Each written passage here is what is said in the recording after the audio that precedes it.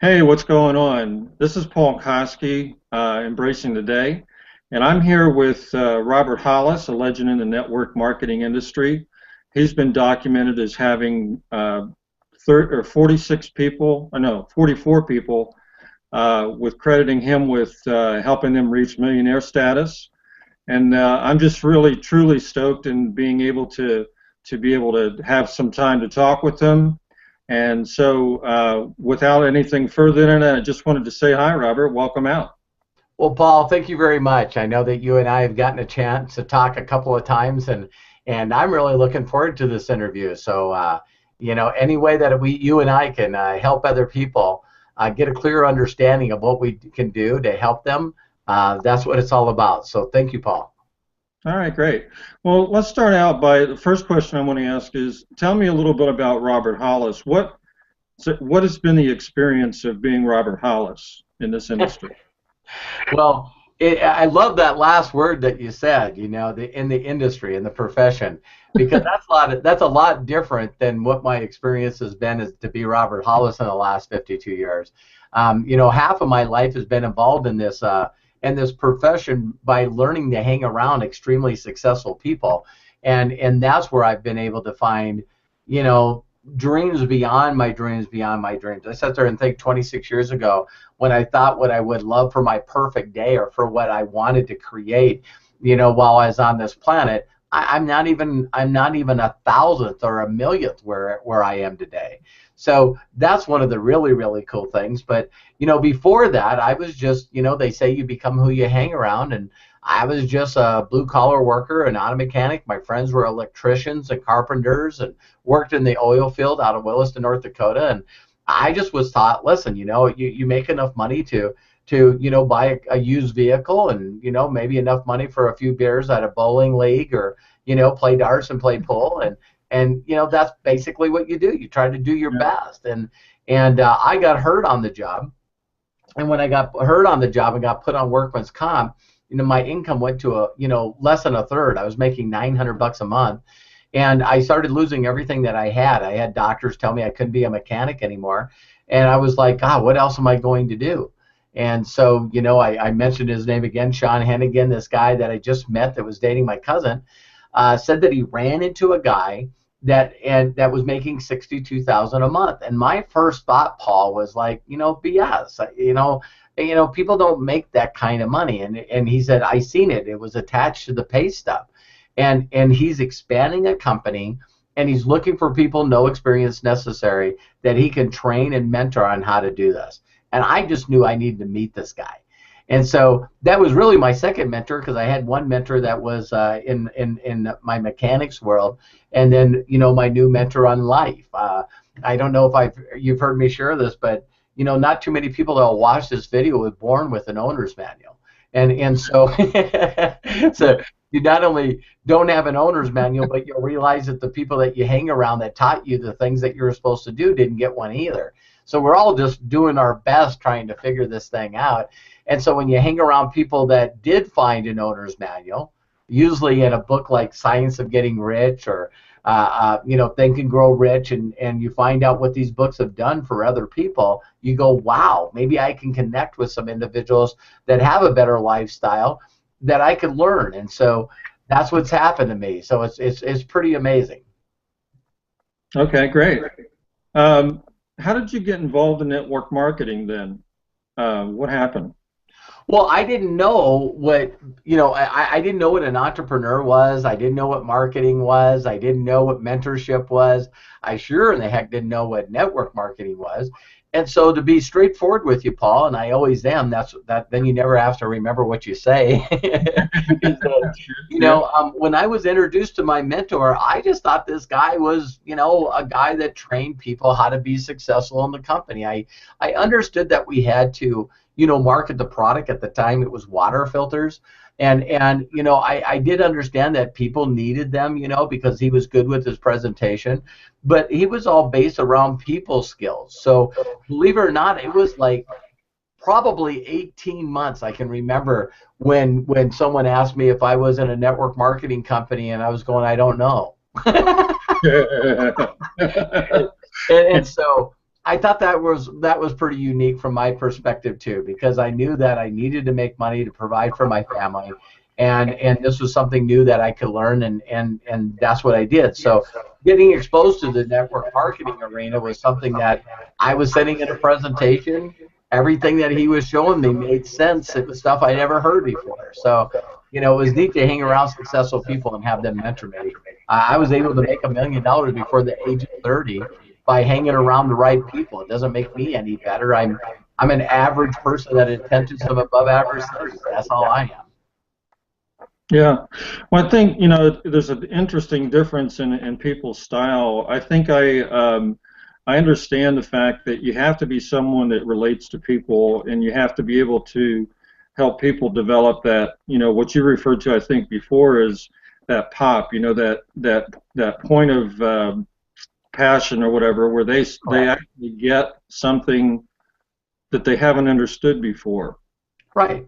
It's like for the people that study a book, Science of Getting Rich, and what I'll do is Paul, when we get done here, I'll make sure that I send you that link. So if people watch this video, they can get the book Science of Getting Rich and all the audios to it for free. It's already 100 years old. It was written, 20 or 30 years before Think and Grow Rich, which is a best-selling book also. And so if people reach out to you and say, hey, I watched your interview and I want to read that book, now you just have Paul send you the link and you'll have the audios and the book there for free. And one of the things that I didn't realize is that Bob Proctor, a very well personal development person, had this phrase I never heard about before, and it was called a paradigm shift. And a paradigm shift is when you thought one way about a certain thing, and then someone was able to give you the right information to get you to understand that was totally the opposite of what you thought. And here was my paradigm shift, is that you had to be intelligent, extremely intelligent, and had this, almost not human, like a superhero work ethic to become a millionaire, to make $1 million a year. That you had to have those, those couple of things. If you wasn't inherited it or born into it or married into it or won the lottery, but they've even, done studies of that where people that have won the lottery usually within 4 years don't have it anymore. And it's because they didn't get the paradigm shift that, that you don't have to work for somebody else your whole life to make money. And so people like Jim Rohn and Bob Proctor that teach the principles of that kind of stuff. I remember Jim Rohn saying a little thing that I thought was cute, and then it became real to me, is that I'd rather work for profits instead of wages. That if I wanted to make more money in this world, I needed to become more valuable. Don't wish for things to be, don't get mad because things are hard. You know what I mean? Don't complain. Become better. Become a better person. And so when you hang around people that say stuff like that, it's a shift in your paradigm that you really do have the power to learn new philosophies and new mindsets, to be positive every day, to make your life work every day. You know what I mean? I'll give you a perfect one from Mother Teresa. One person asked her one time, why don't you ever protest against the evils of the world? And she said, because that's focusing and thinking about the wrong things. Now, if someone would do a rally or a march for peace, I'm there. For love, I'm there. But no, they do it for the opposite. It's a war against drugs. It's a war against, the terrorists. If you put that kind of focus into that, then you just get more of that. Focus on the opposite. So it takes a paradigm shift to figure out how to do that. And when you do get it, it's life-changing. It's life-changing. Yeah, and I think there's a primary style of interaction with people. One of the things that I've always heard as I've had involvement in internet marketing is you always have these kind of people that say, are you involved in one of those things? and they Right. don't understand. They don't understand that the kind of money, the kind of personal reward that can come from it, from being involved in helping people be successful. Can you address that as to? Yes. Yes, well, one of the things is there's a study that was actually done, I believe, in Harvard University that was talking about psychology of people. And first of all, anyone that comes up with any new idea on anything, it's just basically laughed at. It's not only laughed at, but it's basically tossed away.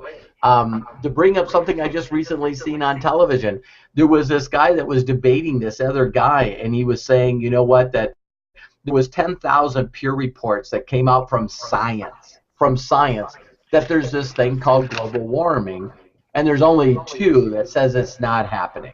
When are people going to get with it and understand that there's global warming? Now, I'm not on here to debate one way or another, but the guy said to him is he said, well, if you know of a scientist named Galileo, he was persecuted and thrown in prison because everyone on the planet, every scientist on the planet knew that the sun revolved around the earth. Mm-hmm. Everyone except for him.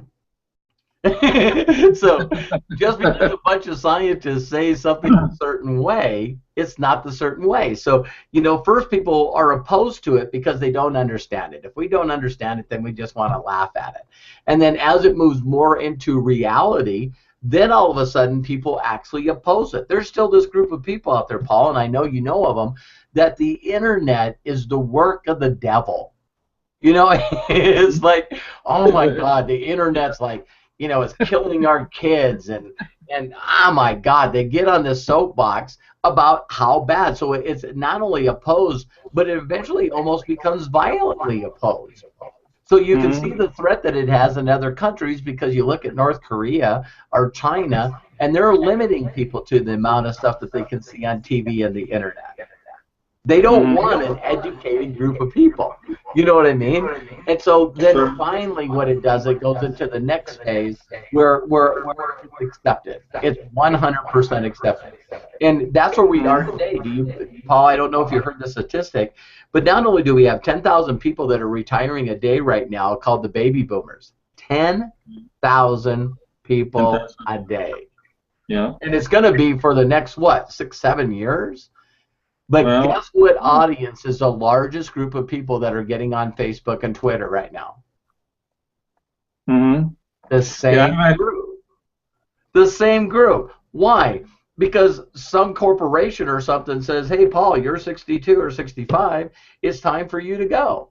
And they can push you out, not give you the retirement that you deserve, and they could turn around and split the income that they gave you to hire 4 other kids that don't know any better, right? So they're pushing these people out, and then they because of stupid decisions by people in 2008 lost 60% of the retirement money, or in some cases people have medical issues that happen in their life where it totally destroys their whole financial well-being, and they're not done. They're not done because they can't afford to be done. So now the people that I used to meet, not even 3 years ago, Paul, 5 years ago, that said, oh my God, I'm never getting on Facebook. My God, that they know your whole life, and oh my God, privacy and stuff like that. They just go nuts on me. And then I say to them, I said, listen, have you ever eaten at a restaurant? And they go, yeah. And I said, so this lady comes up or this guy comes up, he waits on you, and he does an excellent job. And at the end of the day, he puts this little vinyl thing in front of you. And what you do is you open it up and you fill it out, and you put your credit card in it, and you hand it to him, and he disappears. Yeah, right. I don't know why you're so worried about your privacy. If someone wants your information, they can get your information. But you sort of trust that person as they walk away. You know what I mean?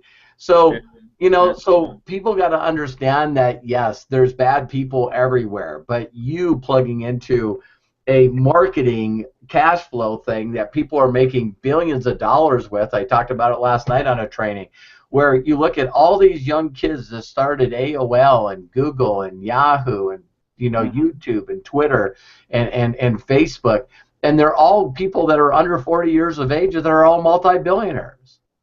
Very So true. everyone's saying, you know, the economy's bad. Well, these kids didn't get the memo.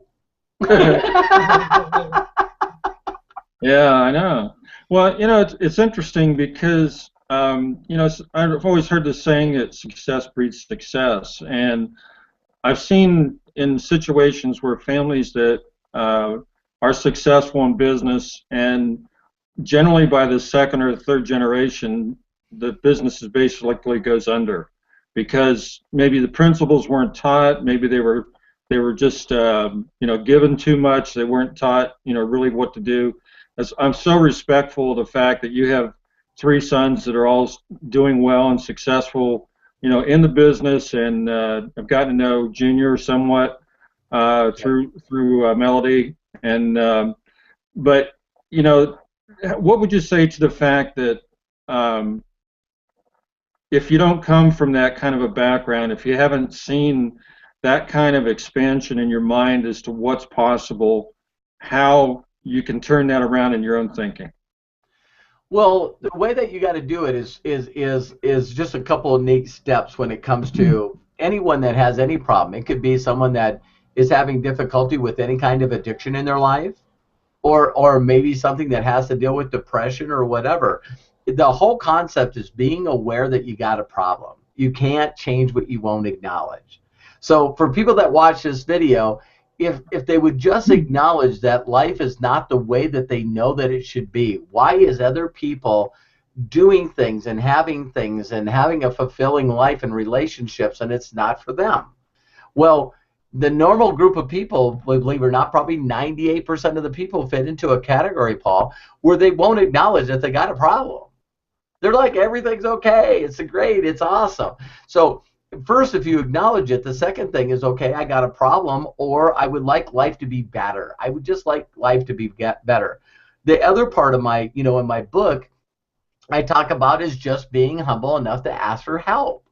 So first, if you acknowledge that you got something you want to change, and maybe I shouldn't even use the word problem because people don't want to admit they got a problem, then the next thing is for you to go out there and search to find the resources, the people that have experience in helping people with that situation. Mm-hmm. And like you and I know, sometimes people don't ask for that kind of help until they get hurt. See, for me, I have a feeling I would have been an auto mechanic still to this day if I didn't get hurt.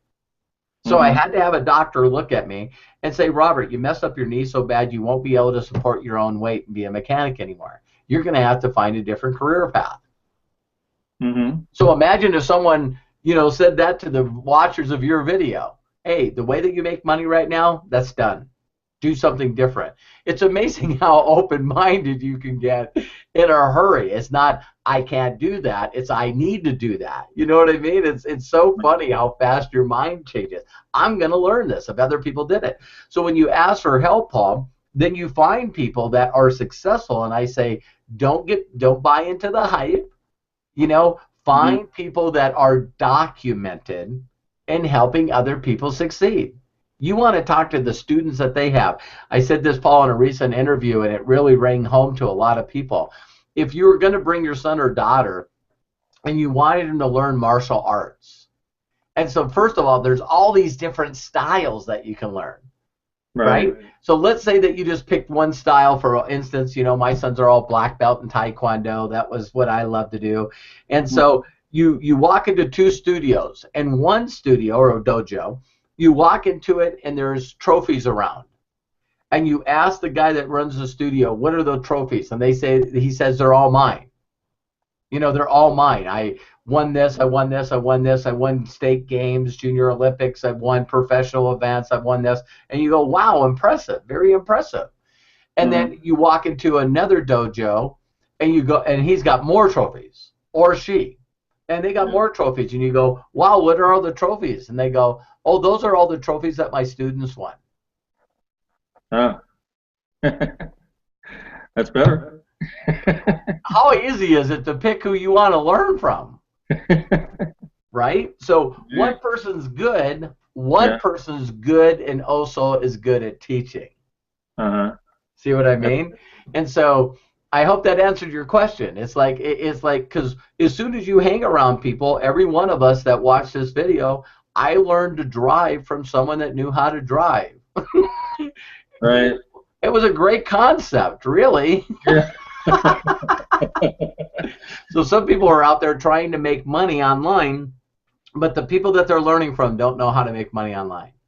They don't know how to find people and build relationships and build that situation for their value of people to know, like, and trust them before they do business with them. And so that's one of the things that we teach. Yeah. Yeah. I think that's really good. I heard this, when you think about, success and, what's involved in people's history and their background and such, I heard this joke just recently, and I'll just relate it to you. It's kind of a mind thought. But this guy said, I just last night sent in my information to one of those family tree things online, to find out about my family history. And I waited, and just recently I got the response back that said, and they sent me a pack of seeds and said, we suggest you start over.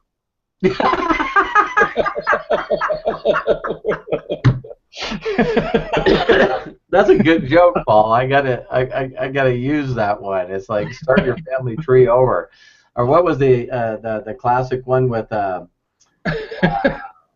redneck guy that says you're a redneck when your family tree doesn't fork. Yeah, it's pretty good. Yeah. So, but that whole thing that you said about success breeds success. I believe that there's a lot of people out there that my mentor said it best is, the worst kind of success you can have in your life is a little, because then you think you got it figured out. And so, there's a personal relationship. If you watch Karate Kid, there's a personal relationship between the mentor and the student. The master and the apprentice. And I just think that you run into a lot of people, like my two siblings. I got two brothers, and I mean, man, they could teach a seminar on how to struggle. Yeah. I mean, my God. I mean, they've both been in and out of prison. They've both been involved in, all kinds of awful things. They've both been, fighting alcoholism and drug addiction their whole life. They're always in and out of rehabs. And I'm like, okay, so what made me unique? Mm-hmm. My decision. Right.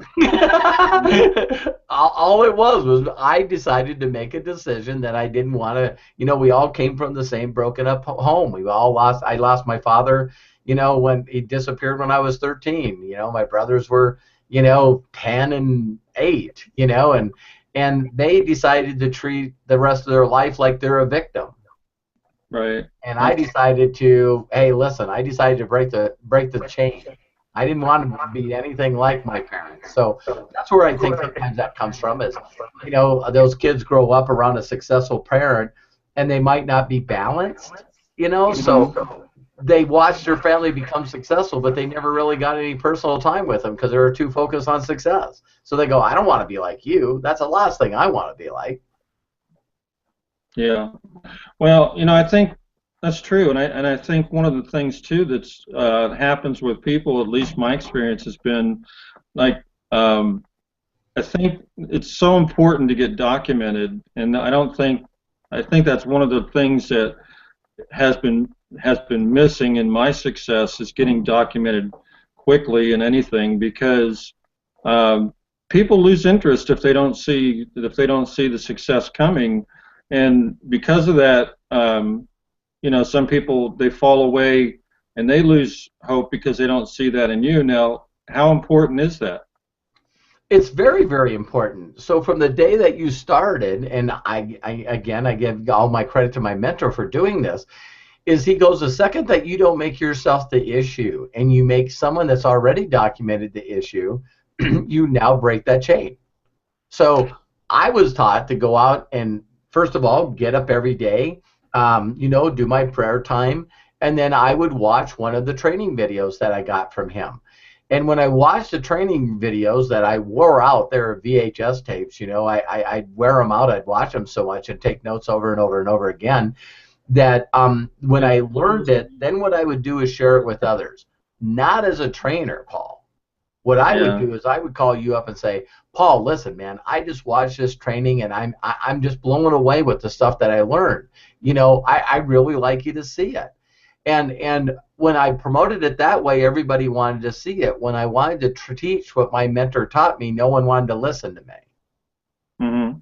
And so, but for my first 18 months that I was in this profession of marketing, I just got good at telling everybody, hey, listen, I'm working with a guy that's documented. He's helped all these people. He's now helping me, and I want to introduce you to him. No one had a problem with that. So even if I ran into some people that said, well, what are you making and how long you've been doing this? I was honest. I would say, Paul, listen, man, I've been with this guy for, less than 3 months, 6 months, a year, whatever. And that would be like asking a freshman in college and med school if they did any surgery yet.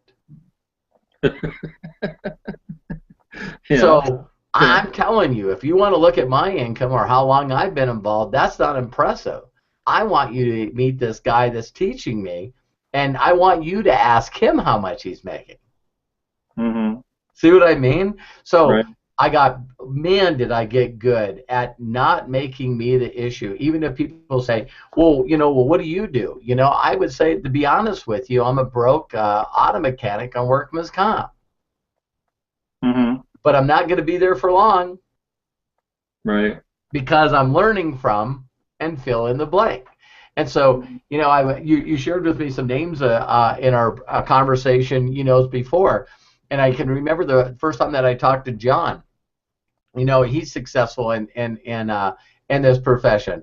And I said to John, I said, hey, listen, if I were to call everyone on your phone and say, how many people in your organization did you help to $30,000 a month?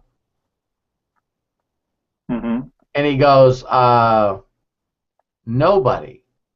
I go, don't you think that's a problem? Mm-hmm. And I'll just give you a simple thought that I really got in his head on this. I said, would you agree that if you learn directly from a person that was a master, that you don't get it all? So I won't say you, I'll say me. See, my goal was I learned from someone that made 62 grand a month. I messed it up really, really bad, and made between 7,000 and 8,000. Got my check up to 10,000. When I got my check up to 10,000, his was now over 100. So see, I'm making about 10% of what my mentor is making. So if you're trying to build a group and you're not edifying someone that's more documented than you, if you're making $10,000, $15,000 a month, then that means everyone in your group is making 1,000. Mm-hmm. They're making 2,000. The only way that you can get to 6 figures a month is you got to put your people in front of people that are making more than you. And he just went, ah. And I go, so, I just don't understand this concept, Paul, that people won't slow down to learn. Mm-hmm. They won't slow down to learn. If you learned anything else, guess what? You would only be with that mentor as long as you couldn't learn anything from them anymore. So when my sons were learning martial arts, they learned from someone locally here. And all of a sudden it became very, very clear that he just couldn't teach them anymore. That's why people go from, elementary school to junior high to high school to college, and then your goals to keep going on. For those of the people that Paul that have been involved in more than one church, right. It usually becomes, I just don't feel like I'm being fed here anymore. So we move on. But guess what? People don't do that with their personal development. My deal is I want to learn from the smartest people on the planet.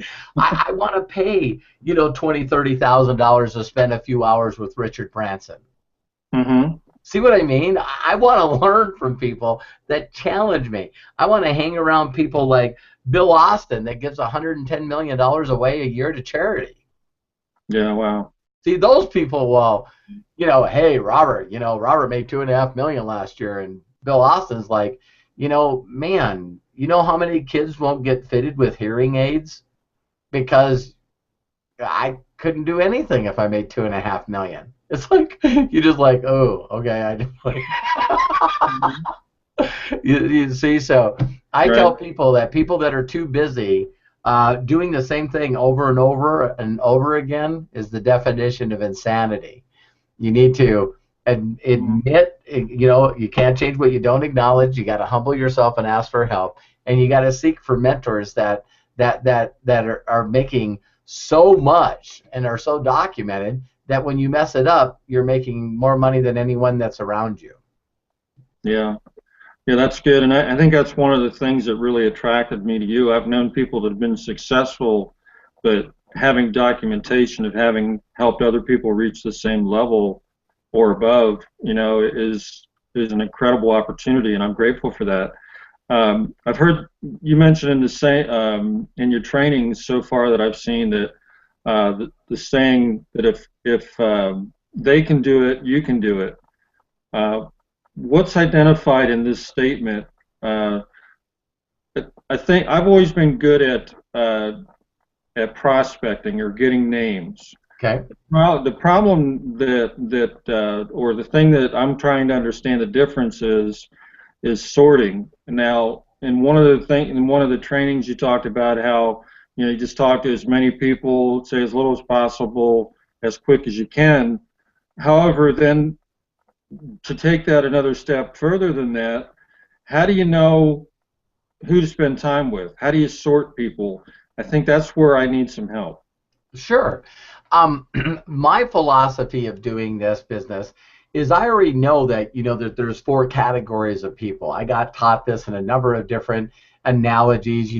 Red, green, rotten apples is something that my mentor shared about sorting. Robert Kiyosaki introduced me. The guy that wrote Rich Dad Poor Dad. Right. Introduced the concept to me that there's either people that are extremely comfortable, they're not going to do anything. You got the know-it-alls, and if you don't believe them, just ask them. They know everything, so they're not gonna do anything. And then you got the people pleasers, that are people that are consistently worrying about what other people are thinking, and so they don't even know who they are because they're too busy being somebody that everybody else wants them to be. And my phrase behind that is, what people think about you is none of your business. And then the fourth category are people that are at the right place at the right time in their life. They're sick and tired of being sick and tired. They want things to change, and then all of a sudden, Paul, you get thrown into them. And when they get in, you say, how would you identify these people? These people will push you out of the way to get to me. They will flat push you out of the way to get to me. And that's when you know you got a winner. It's like, okay, Paul, you said you got the thing. Well, great. Where is it? Where can I hear the video? How can I get connected to this guy? Where's this? Where's this? And that's how you identify a person that's at the right place at the right time, and they're in that winner category in their life instead of the other three. And so my thought pattern was from day one, as my mentor said, Robert, if you could get 2,000 people to watch this VHS tape, you're done. And I never even got close. Paul. I'd say that I probably in my first 18 months, if I was as close as I could be, I would say maybe 200, but not 2,000. So the point being is, out of the 200 that watched it, the other people, I didn't care what they say. I learned from my mentor, don't measure things that don't matter. So people always are saying, I talked to this many people, I put in this many hours, I posted this many posts, I sent out this many emails. Honestly, so what?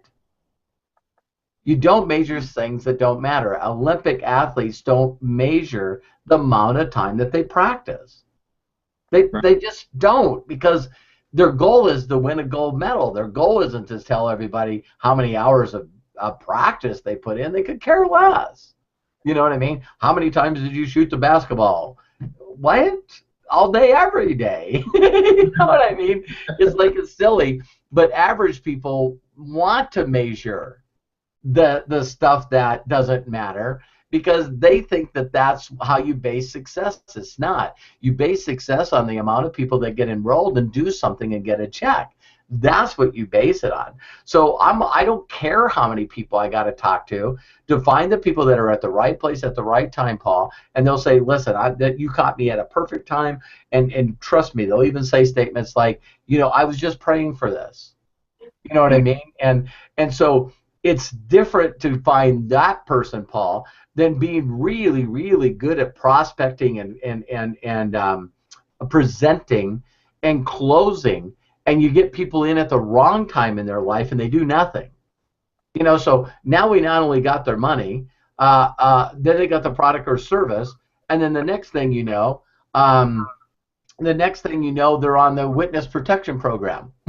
Because you can't find them on the internet, you can't call them, they won't return your calls, they won't return anything. It is because they made a decision that they did because they wanted to change, but they wasn't ready. Mm-hmm. Does that make sense? So yeah, I just got ordered from Amazon and got in the mail today John Maxwell's book on Everyone Communicates. Few connect. What would you say is the difference between communication and really connecting with someone so that they take action at the speed of direction?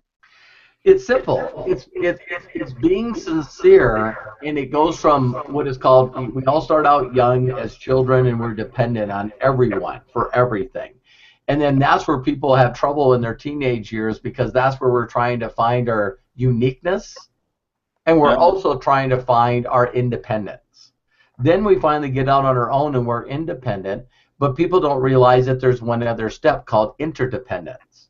And interdependence is when you get up each and every day and you understand this philosophy and the paradigm shift of that. The way you become happy and successful is by helping people get what they want in life. So, Zig Ziglar, said you want to be happy and successful, find out what people want in their life and help them get what they want out of life. And in turn, you'll get what you want out of life.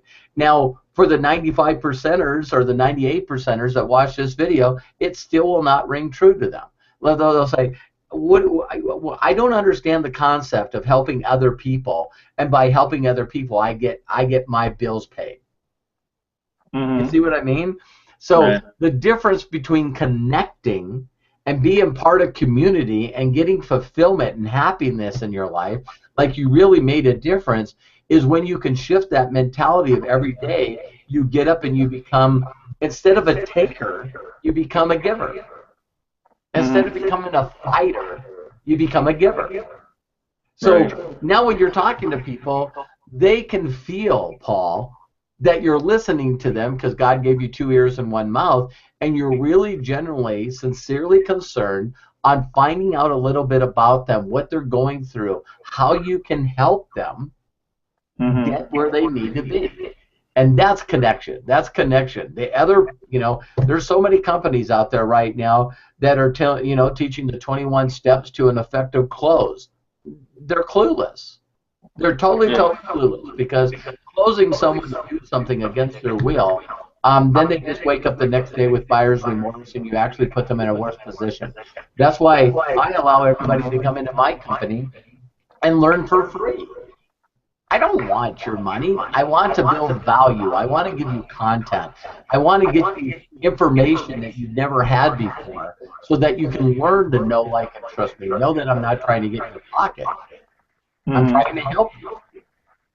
Right. Yeah, that's really good. Now, when I started out here, I mentioned how you've been documented as people giving you credit for that millionaire income. Can you share with me who some of those people are? Not necessarily names, but who the people are that you encountered and how you'd encountered them. Yeah, it was all through a string of me doing what my mentor taught me. So if you looked at my whole lineage of how I became successful, which that's why I never stopped giving credit to Bill Gould. And Bill Gould learned from Larry Thompson and Larry Huff, that learned from Jim Rohn, that learned from Earl Schultz. I think it's pretty amazing, Paul, that when you talk to people that really want to master something, they know what their lineage is. Mm-hmm. They know who their mentors learn from. I don't think I've ever said that in any interview. Wow. If you don't know who your mentor learned from and who their mentor learned from, you're not learning from a mentor. You're Yeah. learning from you're learning from an amateur and a poser. Yeah. Okay. So now the Yeah. direct question that you asked me, when I first started out working with my mentor, of course, learning the stuff that he taught me, I met people like, John Alden, that was one of my top reps with my group in my first company, NSA. And then from there, I actually met two identical twins, Mike and Tony Kupin. That I helped them, moved right into their apartment in Michigan, and started teaching them how to do it. And then we went from there, and they started a company called ACN that now, is 23 years old and does over $700 million a year. I know that they were one of the 10 companies that increased their revenue by over $100 million last year.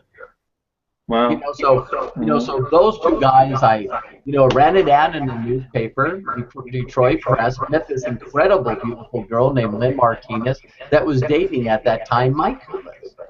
Today, Lynn Martinez is actually married to one of the owners of ACN, David Stefanowski. So I'm going to be mentoring names that you guys can go through that are watching this. The next person is, while I was building with Tony and Mike Kupis, there are some incredible individuals that not only ended up owning their own companies too, but also becoming really successful. When I say over $1 million a year, these guys have actually made a lot more. And those are people that went through the ACN years, which was David Rutz, Brad Tales. I'm trying to think of a couple of others that actually started their own companies. There was Paul Henderson that owned a company called Pro Travel Network. He recently passed away, God rest his soul. He owned a company called Pro Travel Network. I'm trying to think of the other ones. They'll come to me as I go through that ACN part. And then what I did is, when I started my own company for a while, I ran into other people that I mentored that has gone out there and did incredible. A guy named Gene Roush, he owns a whole technology company that he constantly, gives me credit and mentorship with that. And then I talked about the Paul Henderson. Well, then there's people like, Fred Herzog. He's one of the top representatives that's over in I think ISO-T now, and a guy that was, his name is Armand Peugeot. He's a master distributor over there now, and I think that he's made an income of over $2 million. So through the ACN aspect, there was a lot of people too that, from Delzino Wilson Devriano that owns his own company now. I think it's called, it's called the Atlanta. He'll hit it in a minute. He's from Atlanta, and Delzino was just one of the top reps in there, and now he's got his own company. Then moving forward, of course, when I got into Gano Excel, there was a whole group of people there, that just hadn't never made hardly any money in network marketing at all. The owner or the CEO of the Western Hemisphere for Gano Excel was a guy named Jovan Kabasic, which now is not only a multimillionaire, but he owns Gano Life. And he stood on stage and said that, from the time that he got involved with broken English, coming from Philippines, he worked right out of my office, and that was way back in ACN. So it's funny how the people that I met over 25, 26 years ago are still in my life. So I went to work with Jovan. We took that company from $200,000 a year to $110 million a year. Did pretty close to $700 million in like 5 years. And so that was a really big run there of like probably half of the ones, you said over $1 million a year, so that would be, Scotty B. Merker, a guy that I just interviewed, along with Matt Tucciarelli. Then we also, and I called them. We all worked together as a team. It's hard to just get, one person to say that they did this. And then all of a sudden there was David Gonzalez, Lucinia Robez, Elma Zaragoza. I'm trying to think of Alberto Martinez. I can't believe I forgot about him. Luis Landeros. These are all people, including Chris Tidwell. These are all people that, in that little 5-year run, also built in there. And for people that want to know the direct names of them, I actually wrote them, all their names in a preference in the back of my book. And so people can actually go through there, and a lot of the names that I mentioned for people that are like way six-figure earners. I mean, like, $400,000, $500,000, $600,000 a year that don't even count in the $1 million range. So those are ones that I'm just pulling off the top of my head. There's only one other person that asked me that question. And so if I kept talking, I can look at my journal. I actually took the time to write them down, and then I go, oh my God, that person. Oh my God, that person. Because I figured out that I had there's 7 people. There's 7 people out of the 45 that are company owners. Wow. And so I know I missed a couple, but I hope they continue. Well, I appreciate that. I'm excited about this whole process, this journey that's taken place, and I've had the opportunity through my years back in the grocery industry as a meat department manager. I got the opportunity to travel every 3 years to any place, a lot of different places in the world, all expense paid. And that is an exciting experience. And I want to go and take family and go and, like take a whole family or take a group of people, to see the things that I think you mentioned in one other interview about, when I was in Vienna, Austria, I met this couple named Mike and Molly Davidoff, who are missionaries in Eastern Europe. They showed me Vienna like no one else in the tour industry would ever show me Vienna. Yes. And that's what I want. I want those kind of pops. Yeah. To see things not from a tourist viewpoint, or not like what National Geographic shows, but I want to see it for myself. Well, I'll give you one more step. Add this one more step. When you take the time to learn the skills of relationships like we're teaching in Unlimited Profits, and you build a relationship with someone like you feel like you've known them forever, then you help them replace their income, and then you go visit them. Totally. So you're seeing Tom right now and the whole group that we're building in Norway, and I feel like I know Tom is like one of my best friends. I've only known him for maybe a month.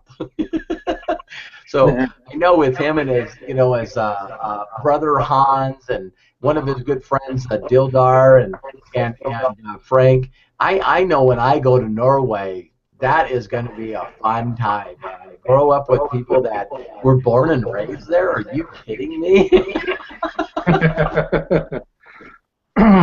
Yeah. Well, I totally want to thank you for this time. I'm looking forward to knowing you better, and in the near future, actually sitting down with you somewhere, and spending some time together. So, again, thanks, for coming out, to take this time with me, and I just appreciate it. I feel it's a blessing. Well, I thank you for being a blessing to me. Without a doubt, Paul. I just know that when people reach out and ask for help, I know it was bold and sometimes scary to reach out to me and get to know me. And now that we have, I think you're going to realize that, God all created us to be the best that we could be. And so when you can step into it, the way He looks at you is pretty amazing. So I look at you as being a blessing and your wife, and I'm looking forward to meeting you guys and getting to hang around with you guys as well. So, I just want everybody that watches this interview is reach out to Paul. Paul's here without a doubt. He's my partner. We're becoming good friends, and he's here to help you and just basically guide you through the training that he's going through right now. So, ask him for it. Everything we have is not only free, but it's also a money back guarantee. So if you decide to step into a pro position, you start going through the mentorship training. I had 50 hours back there, but 27 hours of a dedicated mentorship program that I learned from people that mentored me. And if for any reason whatsoever you don't think it's worth it, or you just don't have the time to go through it, I don't care what your reason is, just ask for your money back. So, but saying mentally that I just don't want to go through it because I don't know what it is sort of silly. That's a weird way to go through life. So thank you very much, Paul, and I really appreciate it. All right, thanks, Robert. Have a blessed day. You too. God bless. Okay, so long.